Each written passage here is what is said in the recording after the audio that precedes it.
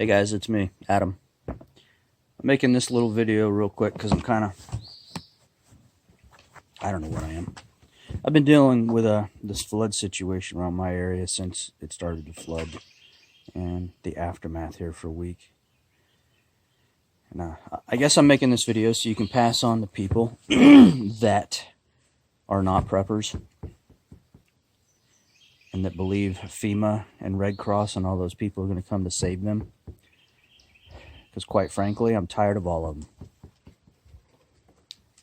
I've got two particular people I'm working with in a row of homes on 1 acre lots, about 12 of them, where the mud and sand, and I'm not kidding, it's 12 inches deep, where these two people I'm working with, one, she's 82 years old, no insurance, no husband, and a daughter that's trying to help but really can't, and a lifetime of memories and things like that gone. Just gone. Because they're gone. They're covered in, excuse my language, shit mud, toxic mud, and just gone. I've kind of got her leveled out a little bit. I'm bouncing between two. And I've been working with a gentleman and his wife. His wife stresses easily. And he's a hard worker. He's 78. And his home, he owns a 4 acre lot, which used to be grass and beautiful fields. It is that pure white sand. It's a beach. And it's about 6 to 12 inches deep. I've been spending 2 days with a tractor to make a drive to get up in there, because him and his wife were walking literally about an acre through this sand in boots. And it's like the soft beach sand where you'd sink, 6 inches. I know it'd beat me up, to carry tools into the house and water so he could try and start tearing his home apart to be able to get the walls dry enough so he doesn't lose the home, because he has no insurance. And in both these places, FEMA has come by, Red Cross has come by, the Baptist Coalition Convention, I think, for disaster relief has come by, and several other big let's hurry into the area disaster relief places have come by. And all of them do the same thing. They bring a little bucket with little cleaning supplies, a few bottles of water, and they stay for about 5 minutes and don't really listen much and tell everybody you'll be all right. It's like they don't even fucking see what's going on. And I know I just used the F word, and that's the Marine coming out in me.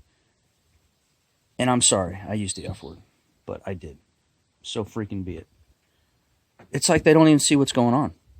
They all have the same freaking cookie cutter strategy and tactics.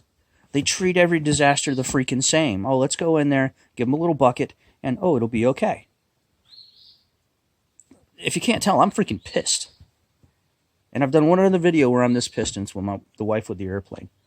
This is why I'm pissed. These people need bodies. These people need help. Physical help. A flood is like nothing else. A flood, if you want to save your home, you have to get in there and get the drywall ripped out, the insulation out, and everything that's wet out, wet carpet, everything that you can to be able to allow that home to dry as fast as possible to mitigate the mold forming. And that's what these people are trying to do. It's their home. Sorry, my hand's in the way. I gotta move the camera. And a few of these churches, which have aggravated the living hell out of me, nothing against them, but if you're going to come in, be honest. Oh, we've got team members ready to come out, and they will rip out all your drywall and insulation, and they're ready. We've got them coming out. Here's our number. 2 days later, nobody showed up. Call the number. Oh, well, we're still trying to get some teams together. Well, when do you expect them out here? Oh, in about 2 weeks, maybe. Then why'd you freaking promise it? Empty promises. I'm seeing that from every organization. FEMA. And I made another video on FEMA, but just real quick, because like I said, this is to be passed on to people that think, oh, these organizations are going to save me. FEMA comes out, and they send out a couple little people with clipboards. Hi, I'm from FEMA. Here's my badge. name, information, very private information, Social Security numbers and like. Okay, and you think, okay, they're going to tell me they're going to help me take care of my house. All right, in about 10 days to 14 days, an inspector will come out. What? Inspector will come out. And, okay, in the meantime, we need you to file a claim with your regular insurance, knowing that it's going to get denied, so we have documentation that your insurance company denied it. And the Small Business Association will be calling you to help guide you through applying for a loan from the Small Business Association to help fix up your place.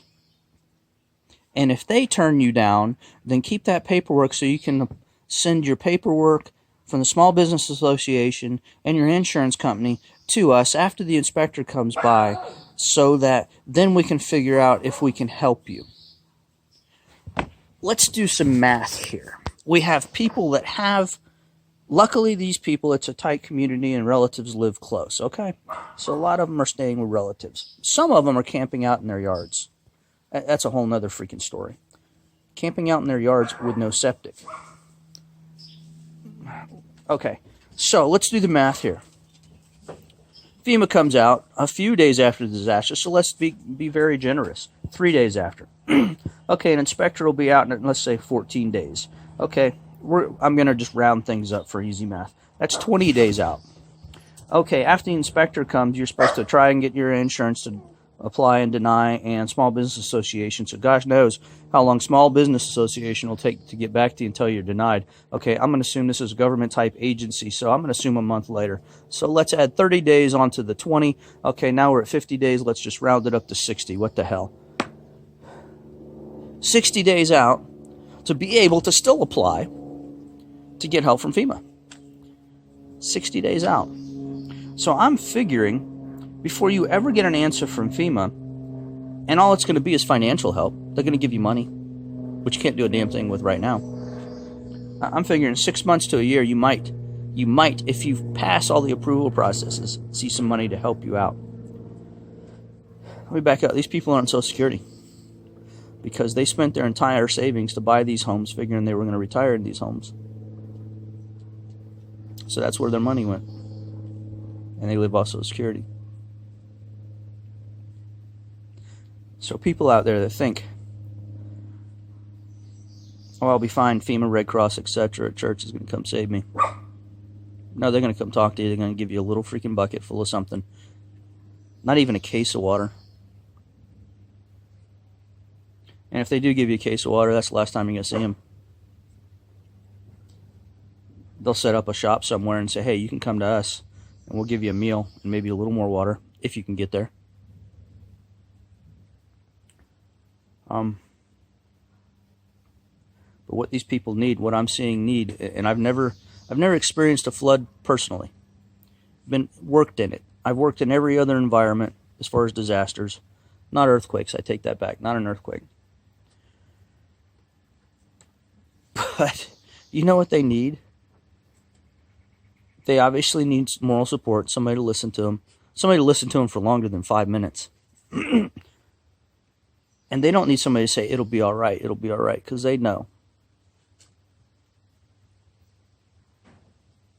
And it's the oddest thing. They need plastic totes. Those 2 foot by 30-inch plastic Rubbermaid totes. You know why? Because you have to go through everything in the house and point blank, if it's wet, no matter what it is, they're having to throw that away. I couldn't imagine that. I'm watching tears roll down their eyes because they have things from they are 80-something years old, and they have antiques and just memorabilia and keepsakes that they cannot keep because they are covered. Even if you were to wash them off. Now, some of them are saving a few and putting them in buckets, and I would too, to be soaked. But some of these things are just destroyed beyond belief. And the things they can keep, they need totes to put the stuff in to get it out. They need tarps and tents. Luckily, Miss Virginia, one of the ladies I'm helping, had a 2-car carport, one of those little carport awnings, and we strung up tarps. No, I take that back. She, 82 years old, bought a roll of visqueen and strung it up on the outside edges, taped it up, put dirt at the bottom to hold it, to take the good stuff and put it under there, because she has nowhere to put it. It's outside in the weather, under the carport. So totes, imagine moving with no boxes. Imagine moving 30 years or more of your life in one home with no boxes. So people need totes. People need labor. They need somebody to come out just for an hour. The reason I'm so passionate about this and kind of pissed is because I made a video. I made a bunch of just little ones on topic. I sat here for a little while trying to get some stuff done before I was going to go down there. I'm like, oh, it'll be good. You know, somebody's going to show up and help them, and then I'll come in and help them. And I waited 2 days trying to get my own stuff together. And I went down there, and all I did was I drove down the street and I saw some people outside, which was them, and I said, hey, y'all need some help? And they're like, oh yeah, they were enthusiastic. Nobody showed up. And that was me showing up and just asking if they needed help was more important to them. They were so thrilled. They said, we thought nobody cared. They really thought nobody cared. The same with the gentleman down the road. I was clearing out Miss Virginia's driveway with my tractor so she could get up to it instead of walking through 6 inches to 10 inches of mud in mud boots. And he stopped. He said, can you please do this for me? I can't get to my house. I've been walking through this stuff, and it's an acre deep. And he goes, I just can't do it. No problem. Went down there. And same thing with him. He goes, I thought nobody would help me. I thought nobody cared. That just kills you, doesn't it? So don't sit there and think, oh, somebody's got it. Somebody's handling it. The church organizations are handling it. Red Cross or FEMA's handling it. They're not handling jack shit. And I want you out there, you, wherever you, the one who thinks FEMA's going to handle it, Red Cross is going to handle it, my local government's going to be there for me. Plug your ears. You're fucked. No, they're not. That's the reality of it. They're going to come up, they're going to give you a little bucket with some water, a mop, some gloves, some crappy-ass dollar store stuff, and they're going to say, here you go, I hope everything's fine, we're thinking about you, we're praying, etc. Bye. That's what they're going to do. And guess what? You're going to be in such shock, you're not going to know what the hell to do because you weren't doing nothing. And you're going to think back, man, I should have listened to my neighbor. I should have listened to my relative. I should have learned how to take care of myself if I need to. You better get off your asses. You people out there, you better wake up.